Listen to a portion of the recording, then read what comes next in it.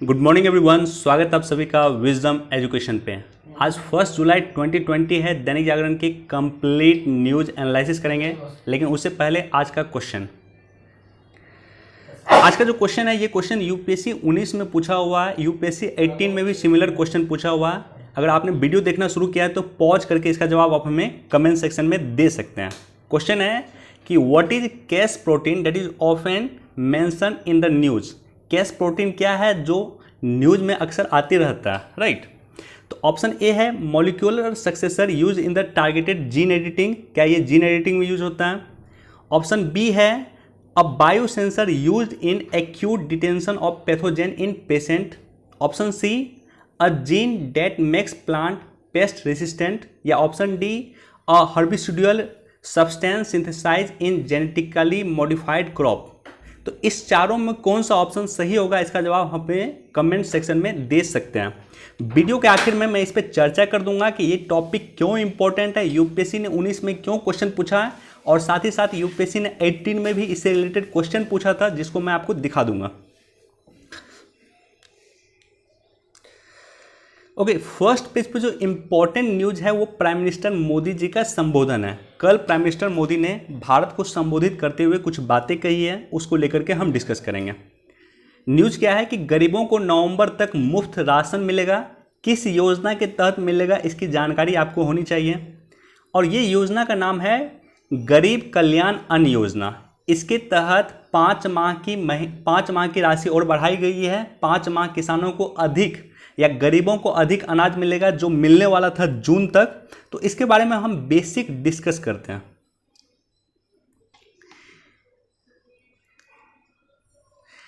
देखो, prime minister ने एक पैकेज की घोषणा किया था। प्राइम मिनिस्टर ने नहीं, वित्त मंत्री ने एक पैकेज का घोषणा किया था, जो इनिशियल पैकेज की घोषणा हुई थी आई गेस अप्रैल माह में हुई थी। और इस घोषणा के तहत 1.70 लाख करोड़ रुपए के घोषणा या राहत पैकेज की घोषणा वित्त मंत्री निर्मला सीतारमण जी ने किया था। इसी के तहत एक योजना की बात की गई थी, एक योजना की चर्चा की गई थी। उस योजना का नाम था प्राइम मिनिस्टर गरीब कल्याण अन्न योजना, राइट। प्रधानमंत्री गरीब कल्याण अन्न योजना इसी राहत पैकेज के तहत दिया गया था, जिसमें 3 माह अप्रैल, मई और जून, ये तीनों माह ही गरीब लोगों को मुफ्त अनाज देने की चर्चा की गई थी। लगभग 80 करोड़, भारत के 80 करोड़ गरीबों को, 80 करोड़ गरीब व्यक्ति को 3 महीने के लिए 5 किलो गेहूं, चावल या उसके पसंद की 1 किलो जो है दालें मुफ्त देने की बात की गई थी। गेहूं लेना है तो गेहूं ले सकते हैं, चावल लेना है तो चावल ले सकते हैं, और साथ ही साथ 1 किलो जो है दाल आपको मिलेगा 3 माह तक के लिए, अप्रैल, मई एंड जून के लिए। इसी को अब 5 महीने और एक्सटेंड कर दिया गया है, यानी अब जुलाई से लेकर के नवंबर तक जो है, जो गरीब हैं, भारत के 80 करोड़ गरीब हैं, उससे ये लाभ मिलेगा। 5 किलो गेहूं, चावल तथा 1 किलो दाल वो ले सकते हैं। फर्स्ट पेज पे बहुत इंपॉर्टेंट न्यूज तो नहीं है हमारे पास।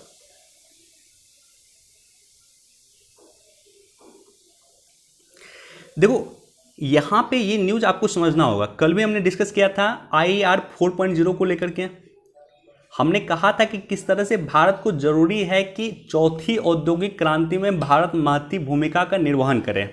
इसके लिए जरूरी है IER 4.0, इंडस्ट्रियल रिवॉल्यूशन 4.0। प्रीलिम्स और मेंस दोनों ही पर्सपेक्टिव से इंपॉर्टेंट है।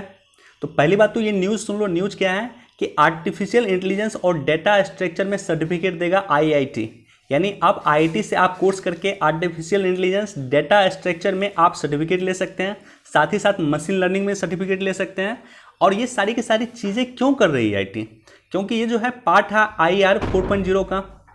इंडस्ट्रियल रिवॉल्यूशन 4.0 का पार्ट हुआ, मशीन लर्निंग हो गया, रोबोटिक्स हो गया, बिटकॉइन हो गया, राइट। इसके बाद ऑगमेंटेड रियलिटी हो गया, 3D प्रिंटिंग हो गया। तो ये सारे के सारे पार्ट हैं इंडस्ट्रियल रिवॉल्यूशन 4.0 के, जिसमें भारत महत्वपूर्ण भूमिका का निर्वहन कर रहा है। और यही कारण है कि भारत के जितने भी IIT हैं उसमें आगे बढ़ रहे हैं और वो भी सर्टिफिकेट प्रोवाइड कर रहे हैं। क्लियर है?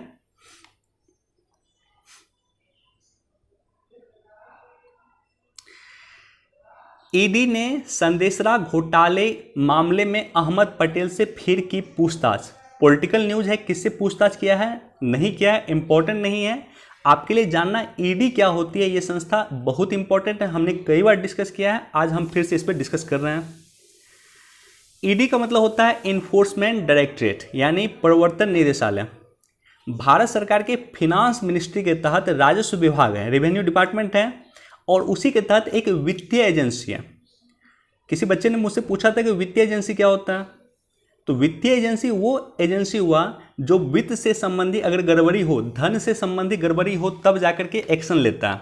यानी मान लो किसी तरह का कोई क्राइम हुआ तो वहाँ पे ईडी एक्शन नहीं लेगा, लेकिन धन से रिलेटेड अगर कोई क्राइम हुआ, मनी लॉन्ड्रिंग हुआ, तो ऐसी कंडीशन में ईडी एक्शन ले सकता है। तो धन से रिलेटेड क्राइम हो, वित्त से रिलेटेड क्राइम हो, तो ही जाकर के ईडी एक्शन लेता है, इसलिए इसे वित्तीय एजेंसी कहा जाएगा। ईडी का हेडक्वार्टर कहाँ है, नई दिल्ली में इसका हेडक्वार्टर हुआ, और इसके 5 क्षेत्रीय कार्यालय हैं, मुंबई, चेन्नई, कोलकाता, चंडीगढ़ और दिल्ली। ये पूछ सकता है आपसे, मुंबई, चेन्नई, कोलकाता, चंडीगढ़ और दिल्ली, इसके 5 क्षेत्रीय क्वार्टर हैं, क्षेत्रीय कार्यालय। ईडी जो है 2 एक्ट के अगर उल्लंघन होता है तभी जाकर के ईडी एक्शन लेता है। दोनों एक्ट का नाम आपको याद रखना है।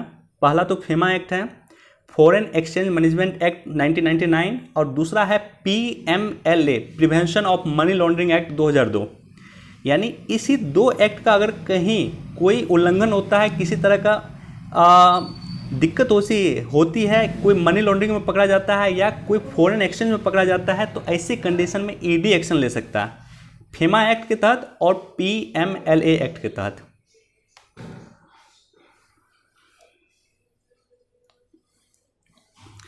इसको भी आप एक बार देख सकते हो कि कोरोना के लिए किस तरह से ये सहायक हो सकता है, आप इसको एक बार देख सकते हैं।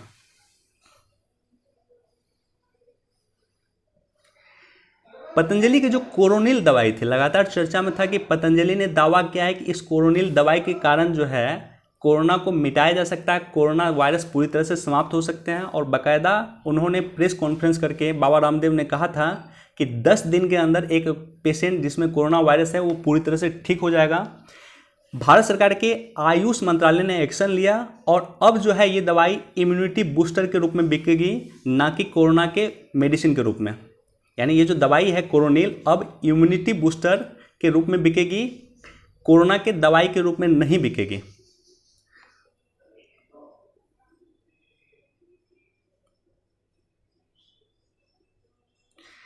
इसको भी एक देख सकते हो कि फ्रांस ने शहीद भारतीय सैनिकों के लिए फ्रांस ने जताया शोक। तो फ्रांस और इंडिया का किस तरह से कोऑर्डिनेशन है, फ्रांस इंडिया के साथ ऐसी स्थिति में खड़ा है जब चीन के साथ हमारा द्वंद्व हो रहा है, चीन के साथ हमारी युद्ध होने की स्थिति है, वैसी कंडीशन में फ्रांस हमारे साथ खड़ा है। और ना सिर्फ खड़ा है बल्कि हमें राफेल भी दे रहा। हमने कल भी चर्चा किया था कि राफेल जेट क्या होता है, और राफेल जल्द से जल्द फ्रांस इंडिया को प्रोवाइड करेगा। रक्षा मंत्री फ्रांस की जो है उन्होंने भारत को ये आश्वासन दिया।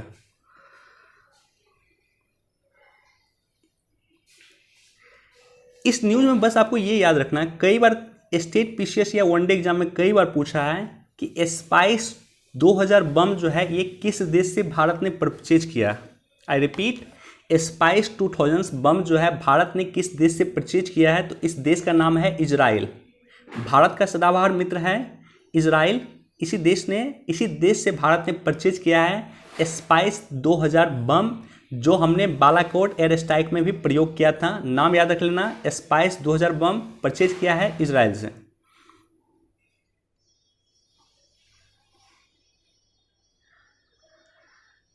एडिटोरियल पे बहुत इंपॉर्टेंट न्यूज़ आज हमारे पास नहीं है। ये राजीव शुक्ला जी हैं, कांग्रेस के पर्सन हैं, और इनका एक आर्टिकल है कि पेट्रोल डीजल से कमाई करना छोड़े सरकार।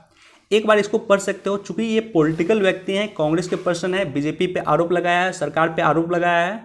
न्यूज़ हमारे लिए पॉलिटिकल हो जाता है, जो यूपीएससी और state PCS point of view से रिलेवेंट नहीं होता, इंपॉर्टेंट नहीं होता, लेकिन इसको एक बार आप देख सकते हैं।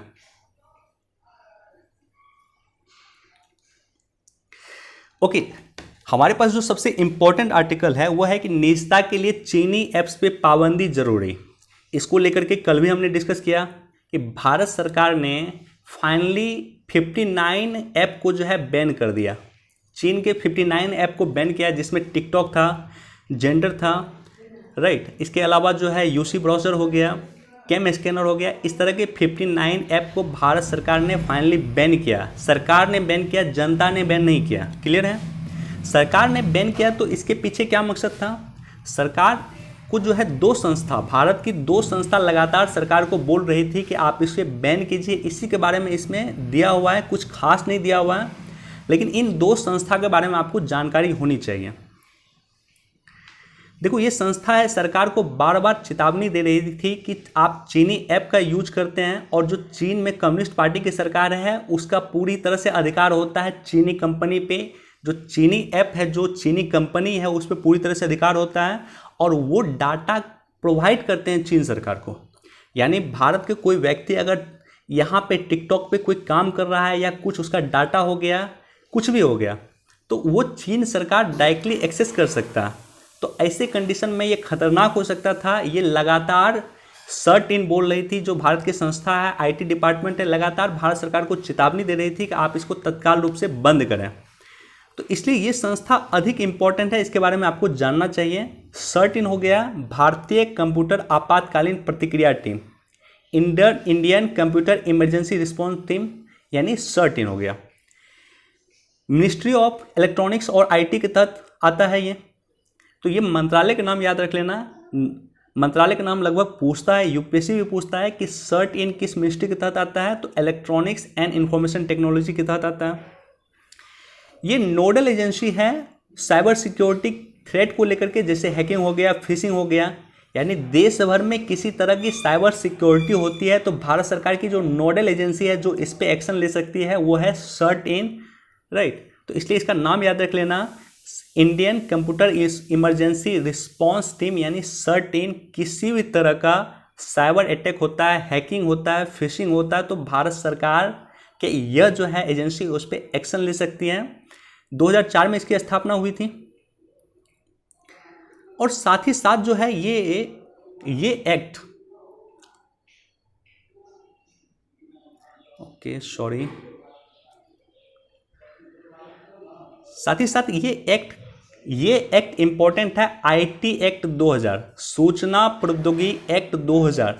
इसी का एक सब पार्ट है 69A और इसी के तहत आईटी एक्ट 2000 के 69A सेक्शन के तहत जो है बैन किया गया है 59 चीनी ऐप को। तो इस आईटी एक्ट में क्या कहा गया है? आईटी एक्ट में कहा गया है कि इलेक्ट्रॉनिक्स लेन देन होगा। मान लो ई कॉमर्स इंडस्ट्री से आप कुछ परचेज करते हो, अमेजन से कुछ परचेज करते हो, तो वो उसकी निगरानी करेगी ये एक्ट। ई कॉमर्स, ई ट्रांजैक्शन, ई शासन, कंप्यूटर आधारित अपराधों को रोकने और सुरक्षा संबंधी कार्य प्रणाली की जो प्रक्रिया है उसको सुनिश्चित करने का काम, उसको रेगुलेट करने का काम इसी एक्ट के द्वारा किया जाता है, आईटी एक्ट 2000 के तहत। 17 अक्टूबर 2000 को ये लागू किया गया था। तो बेसिकली इस न्यूज़ में कुछ खास दिया नहीं है, इस एडिटोरियल में कुछ खास दिया नहीं है। कुछ डाटा की चर्चा की गई थी कि टिकटॉक किस तरह से 100 करोड़ रुपए का जो है मार्केट क्रिएट करना चाहता था 2 से 3 महीने के अंदर इंडिया में, जो उसका बंद हो चुका। लेकिन ये दो संस्था यूपीएससी पॉइंट ऑफ व्यू से कहीं अधिक इंपॉर्टेंट है। एक सर्ट इन हो गया, एक आईटी एक्ट 2000 हो गया। साथ ही साथ कुछ पॉइंट की जो चर्चा किया गया है यहाँ पे कि ट्राई के अनुसार, telecom regulatory authority of India के अनुसार भारत विश्व का सबसे बड़ा ऐप बाजार है। तो निश्चित तौर पे हमने इस ऐप का जो बहिष्कार किया है 59 चीनी ऐप का, तो चीन को निश्चित तौर पे आर्थिक नुकसान होगा। साथ ही साथ यह भी चर्चा किया गया है कि भारत के 66% मार्केट पे, जो मोबाइल का मार्केट है, 66% मार्केट पे चीनी मोबाइल का कब्जा है। साथ ही साथ यह भी चर्चा किया गया है कि ये ऐप चीनी कंपनी को डाटा देती थी, डाटा चोरी करती थी। और यूएस मिलिट्री ने, for your kind information, US military ने भी इस ऐप पे प्रतिबंध लगाया है। यूएस मिलिट्री ने भी बाकायदा घोषणा किया, उन्होंने अपने जितने भी स्टाफ है उनको कहा है कि आप चीन के ऐप को यूज करना बंद कर दें। खास करके टिकटॉक का जो ऐप है उसको बंद कर दें, क्योंकि इस ऐप के माध्यम से यूएस मिलिट्री का डाटा चीन के पास चला जाता है, तो इसको तत्काल रूप से बंद कर दें। तो बेसिक ये इन्फॉर्मेशन है, इसके बारे में आपको जानना चाहिए।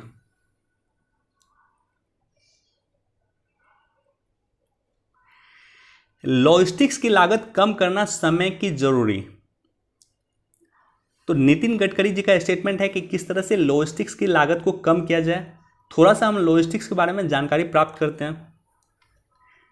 भारत सरकार ने 2018 में चैंपियन सेक्टर की घोषणा की थी, या चैंपियन सेक्टर का पहचान किया था कि कौन सा चैंपियन सेक्टर होगा, किस सेक्टर में हमें काम करने की जरूरत है, कौन सेक्टर भारत को आने वाले समय में $5 ट्रिलियन की इकोनॉमी बना सकता है।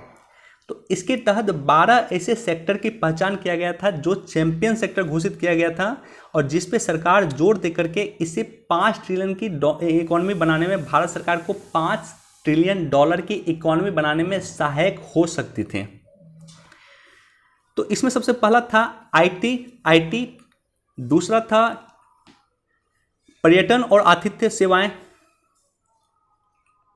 तीसरा था चिकित्सा, फोर्थ है परिवहन और लॉजिस्टिक्स। इसी की चर्चा आज इस न्यूज में किया गया, यानी परिवहन और लॉजिस्टिक्स जो है भारत सरकार ने इसे चैंपियन सेक्टर घोषित किया है।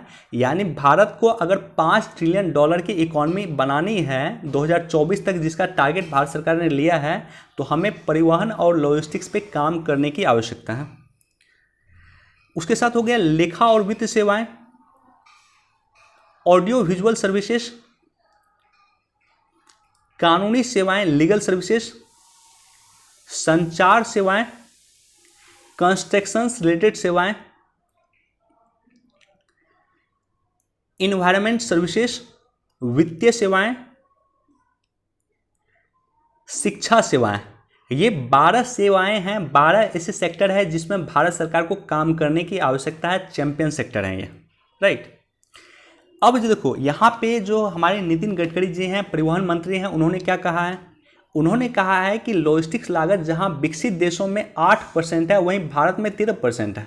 जैसे मान लो 100 रुपये का अगर आप कोई सामान खरीदते हो, परचेज करते हो, तो इसमें जो है भारत में 13 रुपये आप लॉजिस्टिक्स को दे रहे हो। यानी जो सामान आपके पास पहुँचता है, जैसे मान लो आप कोई क्रीम खरीदते हो, या मान लो आप कोई साबुन भी इवन खरीदते हो, तो उस साबुन के कॉस्ट में लगभग 13 रुपये, 100 रुपये में 13 रुपये जो है आप लॉजिस्टिक्स का लागत देते हो। जबकि विकसित देशों में कितना है? ये 8% है। तो ऐसे तौर पे निश्चित तौर पे अगर हमें चीज़ों को सस्ता बनाना है, मैन्युफैक्चरिंग को सस्ता बनाना है, लोगों तक आसानी से पहुंच पाना है, तो हमें लॉजिस्टिक्स पे काम करने की ज़रूरत है। हमें भी 13% से 8% करने की आवश्यकता है। तो सरकार इसके लिए काम कर रही है। बस इस बेसिक इन्फॉर्मेशन को आपको जानकारी होना चाहिए, और ये डाटा निश्चित तौर पे अपने कॉपी में लिख लेना कि विकसित देशों में जहां लॉजिस्टिक्स की लागत 8% है, वहीं भारत जैसे विकासशील देशों में, भारत में लॉजिस्टिक्स की लागत 13% है।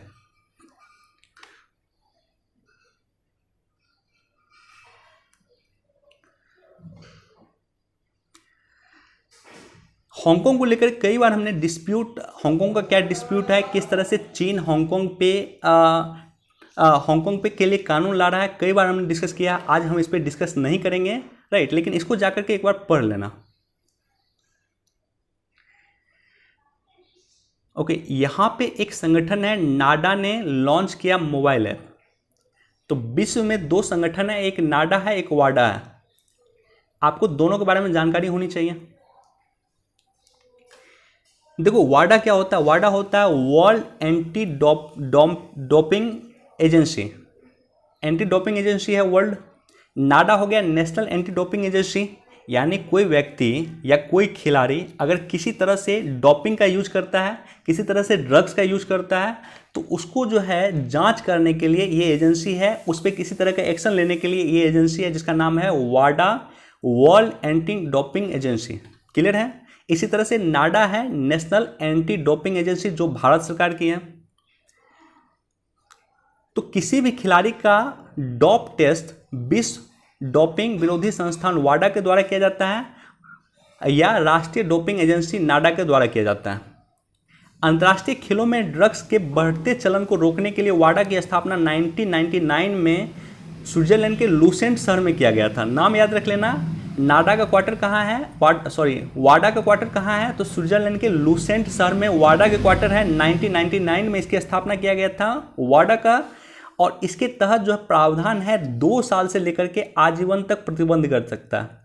यानी एक व्यक्ति जो ड्रग्स लेता है, जो खिलाड़ी है ड्रग्स लेता है, ऐसे कंडीशन में उस पर अगर इल्ज़ाम साबित हो गया, एक्यूजेशन उस पर साबित हो गया, तो उसे 2 साल से लेकर के आजीवन भर तक के लिए प्रतिबंध सूची में डाल सकता है वाडा और नाडा।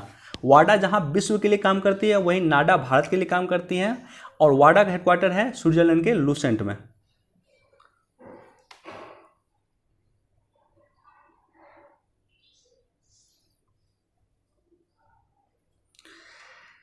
यहाँ पे इनका नाम आपको याद होना चाहिए या जानकारी होनी चाहिए, परमवीर अब्दुल हमीद। 1965 के जो भारत के पाकिस्तान के साथ युद्ध हुआ था, जिसमें भारत की विजय हुई थी, उसमें बहुत महत्वपूर्ण भूमिका का निर्वहन किया था परमवीर अब्दुल हमीद साहब ने। तो थोड़ा सा इसके बारे में जानकारी होनी चाहिए आपको। ओके, आज हमारे पास इतना ही न्यूज़ था। चलते हैं क्वेश्चन पे।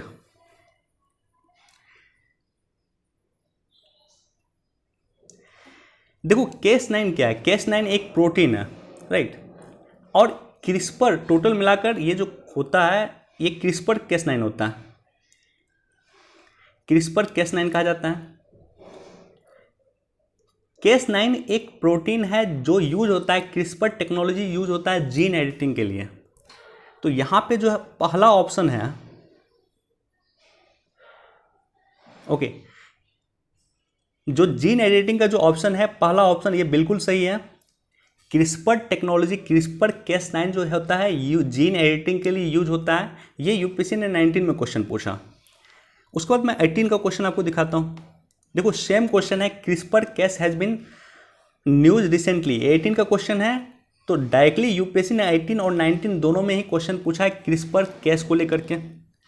अब चर्चा में क्यों था, थोड़ा सा डिस्कस कर देता हूँ। देखो एक संगठन है UNCBD, कन्वेंशन ऑन बायोडाइवर्सिटी। इसका एक इंपॉर्टेंट प्रोटोकॉल हुआ था जिसे कार्टेजना प्रोटोकॉल कहा जाता है।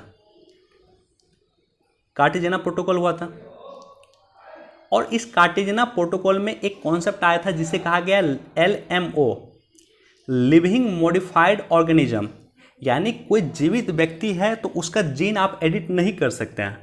जैसे मान लो एक व्यक्ति है, उसके तहत आप चाहोगे कि सारे के सारे, एक जो नया बच्चा जन्म लेने वाला है, उसके तहत किसी अन्य व्यक्ति का जीन उस पर इम्प्लांट कर दिया जाए, चाणक्य का जीन उसमें डाल दिया जाए, अशोका का जीन उसमें डाल दिया जाए, राइट।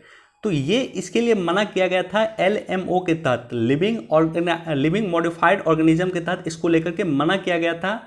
और चीन हाल फिलहाल में इसका उल्लंघन किया। चीन ने बाकायदा घोषणा भी किया था कि एक ऐसे बच्चा को चीन ने बनाया है जीन एडिटिंग के माध्यम से, जो बच्चा जो है कभी एड्स से प्रभावित नहीं होगा या किसी अन्य तरह का रोग उसमें नहीं हो सकता, राइट। तो चीन ने जो है कार्टेजना प्रोटोकॉल का उल्लंघन किया था, इसलिए यह चर्चा में था, यह न्यूज़ में था। इसलिए यूपीएससी ने लगातार बैक टू बैक 2 वर्ष क्वेश्चन पूछा था क्रिस्पर Cas को लेकर के। आई होप आपको क्लियर हो गया होगा। क्रिस्पर Cas टेक्नोलॉजी यूज होता है जीन एडिटिंग में। ऑप्शन ए बिल्कुल सही है। चलिए, वीडियो देखने के लिए बहुत बहुत धन्यवाद। Thank you so much. Please do like, share and subscribe. Thank you.